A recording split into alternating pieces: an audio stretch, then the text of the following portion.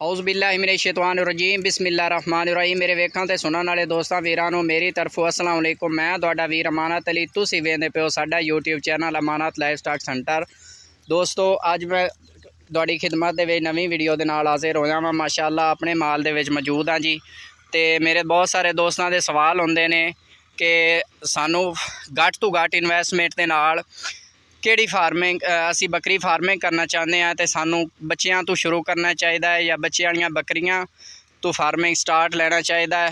असी किस तरह स्टार्ट लवीए आया कि साडी फार्मिंग जिहड़ी है वो नफ़ा बख्श साबित होवे। तो दोस्तों सब तो पहले तो मैं अर्ज़ करता जावां कि सारे अल्लाह पाक दी ज़ात दे काम हुंदे ने। अगर तुहाडे जानवर दी ज़िंदगी है तो अल्लाह पाक देनी है तो वधाना है तो इंशाअल्लाह तुहाडी किसी जानवर तो भी तुसी फार्मिंग शुरू कर लेंदे हो तो इंशाअल्लाह तुहाडी फार्मिंग नफ़ा बख्श होएगी, घाटे च नहीं जाएगी। तो बाकी सवाल आ जाता है कि सानू किस तरह पहला स्टैप लेना चाहिए, मतलब बकरी के बच्चे तो लेना चाहिए या प्रैगनेंट बकरी खरीदनी चाहिए या बच्चों वाली बकरी खरीदनी चाहिए। तो मैं पूरी जिम्मेदारी के नाल अपने दोस्तों को गाइड करांगा इंशाअल्लाह। दोस्तों फर्ज किया एक एग्जाम्पल के तौर पर तुसी 1 लाख रुपए की इन्वेस्टमेंट के नाल तुसी अगर बकरी फार्मिंग शुरू करते हो तो 1 लाख रुपए के नाल अगर तुसी चाहते हो कि असी बकरी के बच्चे खरीदिए तो आम नॉर्मल रूटीन दे विच अज कल बकरी के बच्चे की जिहड़ी प्राइस है फाइनल प्राइस जनाब 20,000 एवरेज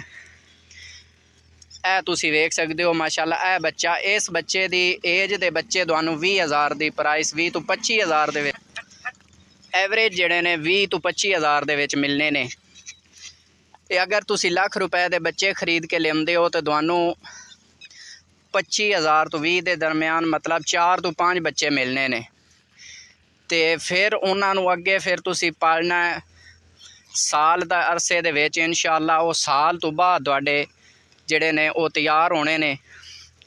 इस तो हट के दूसरे नंबर पर अगर तुसी बकरी बच्चियां वालियां बकरियां लेंदे हो तो आम नॉर्मल जिहड़ी बकरी है वो तुहानू मतलब 50,000 रुपए दे विच एक नॉर्मल बकरी एक बच्चे या 2 बच्चों के नाल तुहानू मिल जाएगी, जिहड़ी ज़्यादा अच्छी भी नहीं होएगी तो ज़्यादा मतलब टैडे दे विच भी नहीं होएगी, नॉर्मल नहीं होएगी। एक अच्छा जिहड़ा ना नॉर्मल जानवर तुहानू मिलेगा।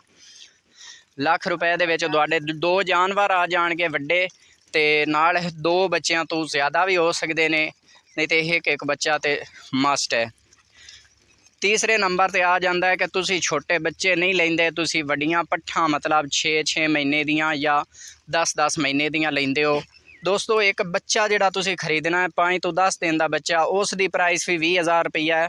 तो अगर तुसी 6 तो 10 महीने की पट्ठ खरीदते हो तो उसकी भी एवरेज जिहड़ी प्राइस है वो तुहानू मिलेगा 25 तो 30,000 रुपए का। मतलब वो भी तुहानू 3 तो 4 पट्ठां इंशाअल्लाह मिल जाणगियां 1 लाख रुपए की इन्वेस्टमेंट दे विच। वो तुहाडियां पट्ठां जिहड़ियां ने वो 6 महीने दे विच इंशाअल्लाह तैयार हो जाणगियां।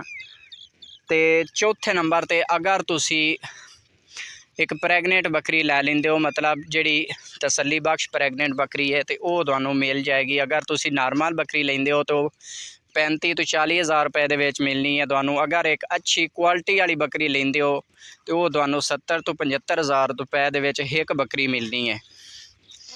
इस दोस्तों मेरी इन्हां 4 तरह की फार्मिंग दे विच मैं तुहानू ये सजेशन करांगा, ये तुहानू मशवरा देंगा कि तुसी बच्चों तो स्टार्ट ना लवो, तुसी बाकी बच्चों वालियां बकरियां तो स्टार्ट ले लवो, प्रैगनेंट बकरी तो लै लो या पट्ठां तो लै लवो। ये तिन्नां दे विचों तुसी कोई भी फार्मिंग कर लो, इंशाअल्लाह तुहाडी फार्मिंग नफ़ा बख्श होएगी।